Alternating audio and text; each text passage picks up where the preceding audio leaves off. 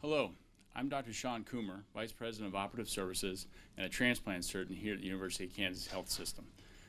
I want to welcome the media and the community watching at home as we stream this special moment. We are here to reveal the patients who participated earlier this year in the area's longest living internal kidney donor transplant chain. On the front row are our living donors. Behind them are our transplant recipients. They are currently seated near their loved ones and friends, the people they wanted to match. The empty chairs represent two patients who participated in the chain but declined interviews and couldn't make it here today. A living donor is someone willing to give a kidney to someone they know. A chain begins when a donor is willing to give a stranger and ignites an extraordinary transplant event. Please watch this video for a look at what led to our living donor kidney chain that took place over 2 days in January, with 10 patients and 5 transplants, and represents a milestone for this region and the University of Kansas Health System. Tony Zins desperately needed a second kidney transplant. No family member was a match. The father of 2 and his wife Kristen took to Facebook. While several people inquired, it was an acquaintance and a close friend who were able to follow through. Until I read that Facebook post, I honestly had never even considered it because it just never crossed my mind. But then once I read it, it was like a no-brainer. Morning. Hey, how are you? For Craig Nelson, the offer to be a donor was all about friendship. I'll just go get tested. Why not? Seemed easy enough. Craig was a better match. It's a big ask to, ask for a kidney, and Craig was, 100% in all the way. The payoff far outweighed anything that would happen to me. To be able to change someone's life and actually see them look better the next day is pretty awesome. Yeah, happens fast. Tony's transplant marked number 2,500 at the University of Kansas Hospital and led to another milestone, the first living donor kidney chain in the region. Why? Because John, who had passed all the tests for donation, was determined to save a life. If I can help somebody who's suffering, then why not? Others were suffering and in the same boat as Tony. People like Sean Dawes, married 10 years to his high school sweetheart, Jennifer. You've never had any heart disease? Jennifer's kidney was not a match, but the wife and mother of a 9-year-old would gladly give to a stranger to save Sean. Being a spouse of someone living with kidney disease and having to watch every evening him hook up and do dialysis, and it's just been really tough. It's also been tough for Francis Belton, a grandfather of 6 who battled cancer and kidney failure. Family members, not a match, but his son, a former police officer, was eager to donate. It helps him and it helps the other person. I've got no problem helping somebody in need. Finding and arranging a swap between 2 couples is fairly common, but the transplant team discovered there was an opportunity to do much more if Cammie Houston and her close friend Beth Krissick were willing to be part of a bigger chain. You see, in their case, Beth was a direct match to Cammie. Well, I'm a social worker, so I'm all about helping people, and the more the merrier. When she and I were presented with the opportunity to help more people with the donation, where my kidney would not go to her but to somebody else, she and I both said, we can't say no. That act of kindness opened wide the door to a bigger chain of patients, including 2 who want to remain anonymous, and Stephanie Williams, now engaged, back then on the brink of dialysis. I can't believe that somebody is so willing to give such an important piece of themselves to someone they don't even know.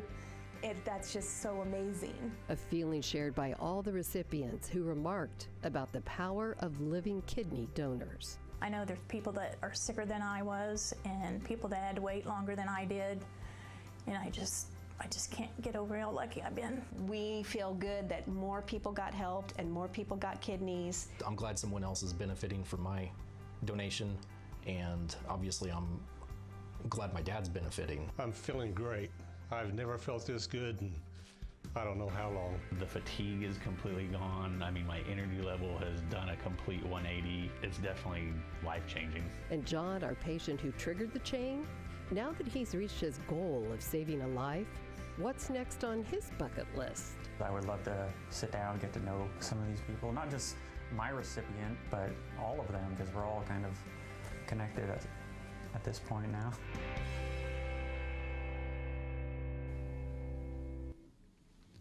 You just met these people on video. Let me introduce you to them in person. The empty chairs represent our anonymous donors. Seated left to right, first meet Jennifer Doss and her husband Sean. Jonathan Sink is seated in front of where Stephanie Williams would be if she were able to be here today. Next is Beth Krissick in front of her friend Cammie's chair, followed by Dustin Belton and his father Francis. Our recipients met their donors for the first time just over an hour ago in a private celebration. Now it's your turn to see how everyone matched up. Would our donors in the front row please stand and now move to the chair of their recipients?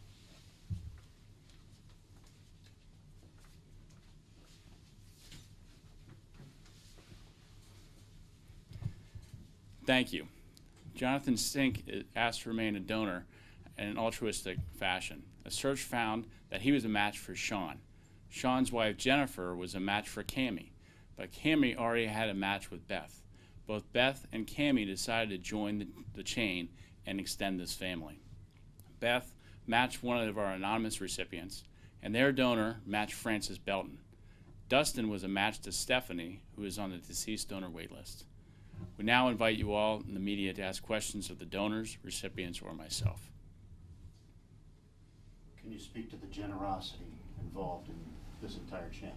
You know, I don't think there are words can express how I feel about the generosity. This is a gift of enormous proportions. Giving an organ of yourself is the biggest gift you can give, and it doesn't come without risk. These donors did not need an operation. They weren't going to get better after this operation. We only hope they'd be the same on the other side. So the risk is enormous, and the generosity is priceless. Talk about the risk, because I mean, as procedures go, it's fairly safe, right? I mean, what were the risks? Well, you know, the biggest risk we talk about, obviously, taking a kidney out, the chance of renal failure in a donor population selected so carefully as this group is the same as the general population, which is just shy of 1%. But certainly going through a big operation, you're taking an organ out of somebody. It is an operation and not without risk, and you're taking these organs off the two biggest blood vessels of the body, the aorta and the vena cava. So this is a big deal. That being said, it's done quite frequently and safely.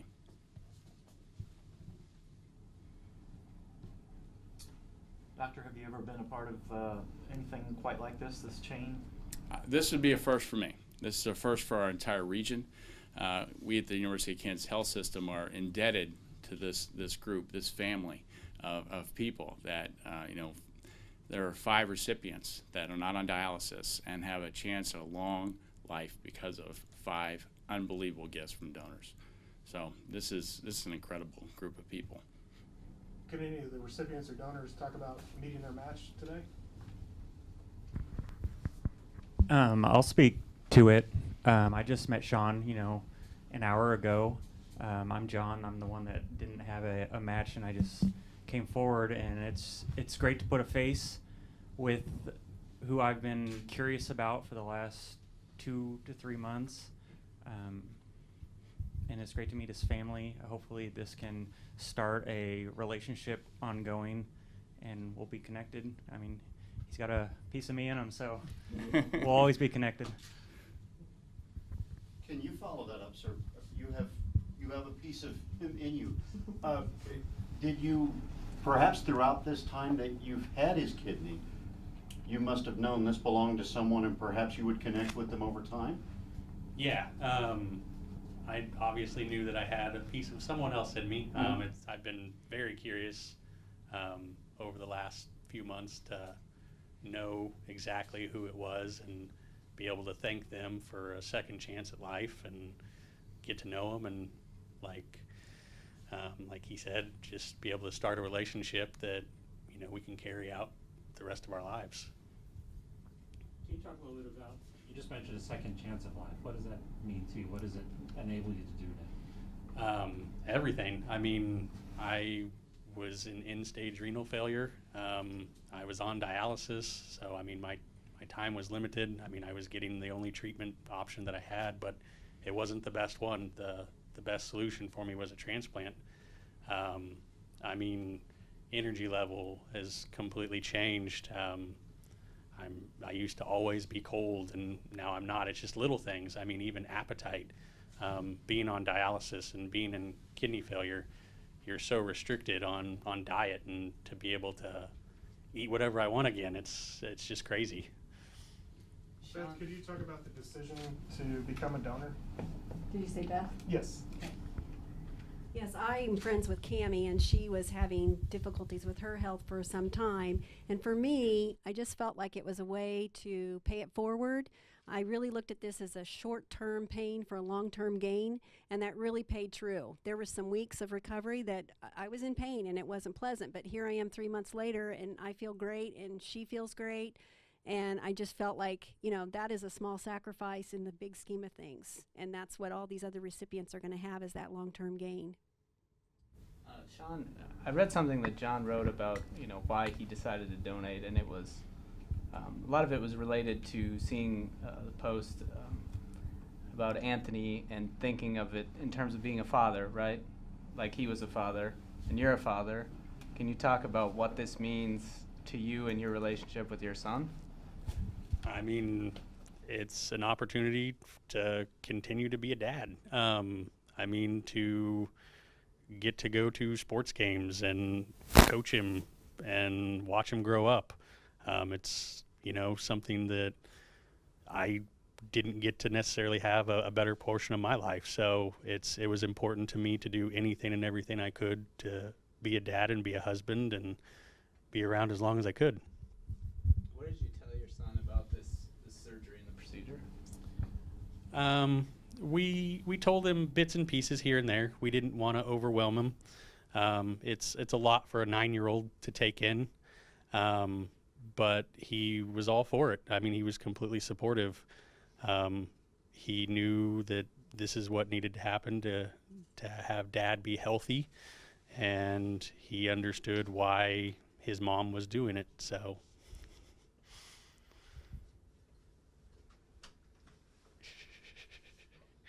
This is our son. What's that like for you, John, to see that and hear that from him? It's wonderful because I have a 10-year-old and a 4-year-old, and I know exactly that feeling is, you know, when you can go outside and play with your kids and you can, you know, coach them at their softball games or soccer games, and to have somebody that's around the same age as I am, you know, in my case it was for Tony, you know, that started it, and he's a little bit younger than I am, but he's got these 2 small kids, and for him not to be able to experience that, it's just kind of heartbreaking. And when this was put in front of my face, it really was a no-brainer, like I said in the video, because it's a proven surgery that's safe, and here I am with 2 kidneys, and I only need 1, and here's a guy that's suffering.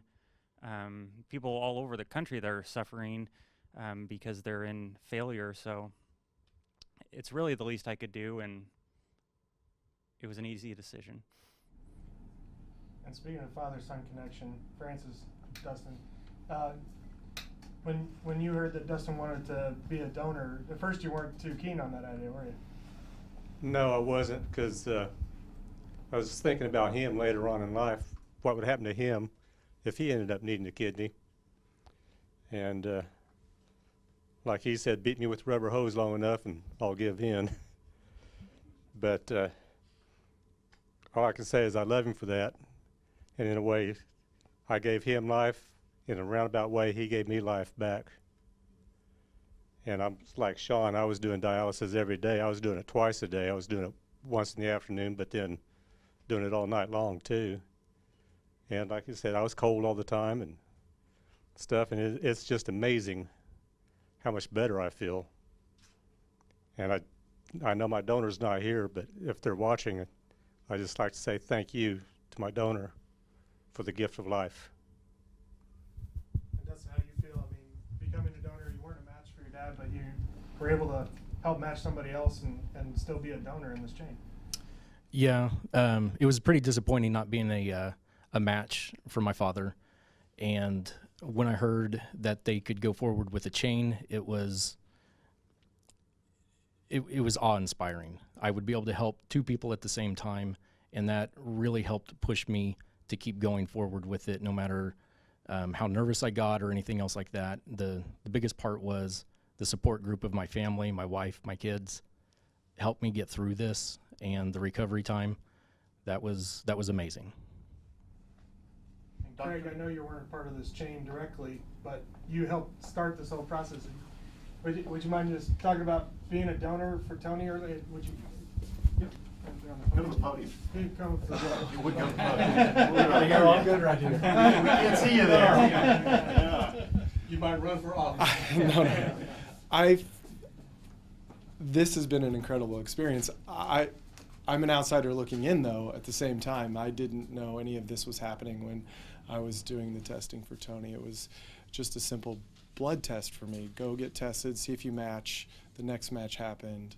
I was able to give a second life to a good buddy. And just like everyone else has said, I have 2 young kids. He has 2 young kids. I felt like I was in the same boat. And so to see this whole thing happen was just incredible. So I'm just an outsider looking in at something that's just as amazing, just amazing. How rewarding is it? How satisfying is it knowing that your contribution started this? I don't even have words. It was watching them find their matches for the first time an hour or two ago. Tears to my eyes. I'm glad I didn't have to speak then, because it would have been hard. It's pretty amazing. John brought up age, so I'm just gonna go have you guys go ahead and. I'm glad you did, because for me, I'm the oldest donor here. I mean, as far as I'm 56, and when I first started at 55, I called KU Med Center and said, "Hey, is this even worth a conversation at the age of 55?" And Melissa said, "Absolutely." And I went through all the steps just like everybody else. I had to do a stress test because of my age. But overall, I have been thrilled that at my age of 56, I was able to do this. And I would encourage people, and there's not an age limit. It's just the health of my kidney. So I appreciate you bringing that up, because I think that's a big component that could really help a lot of people. That's not always the reaction I get. So that's my age drama. You guys would go around. I am 41 years old. I am 33 years old. 37. Double max. I think I'm the oldest. I'm 63. And I am 32.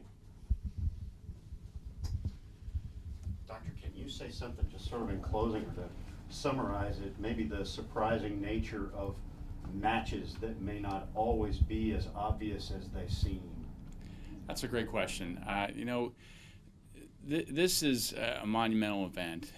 These folks didn't really know each other going into this, and when you talk about trying to match somebody that's not related, it's 1 in 30,000 or so chance, and trying to make this happen is a monumental task. And these wonderful people, donors and recipients, and I get to stand here and talk about this, but there is a mountain of people and a mountain of work that was done behind this, probably 6 to 9 months worth of work to get it done. And I want to point out a couple people. Sam Brenner and Melissa Fowler, our living donor coordinator nurses, who know all of you very well. They do a tremendous amount of work. And Dr. Amna Elahi is our nephrologist for Living Donor. And that team is incredible, and I can't say much more about them than that. They are fantastic. And we have more kids coming in. This is why they did this. These are my daughters, Claire and Lily. They are granddaughters to my father, obviously. Why don't you go get Grandpa a hug?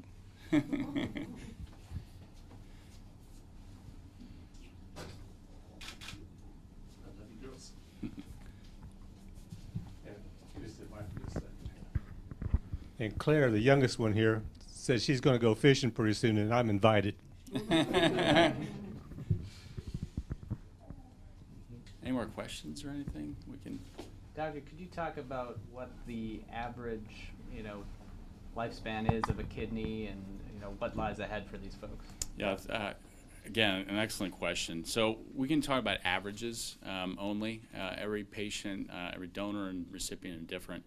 On average, when you talk about a deceased donor kidney, they last 13 to 15 years on average. In a living donor situation, they last 15 to 18 years. So they last longer, less complications. Also, it makes an elective surgery. In other words, for a deceased donor kidney transplant, sometimes they get called at 2 in the morning to come here to the University of Kansas Health System. This was an elective operations, all 5 over 2 days. So, long couple days for everyone. So in closing, I'd like to share that this chain represents a milestone for our region and also the University of Kansas Health System. There's still many people on our wait list who need a living donor. Living donation adds extra years to a recipient's life, 5 to 10 years even. We think this announcement is especially fitting as April was National Donate Life Month. Thank you for joining us to celebrate this medical milestone for our hospital and these patients. Thank you.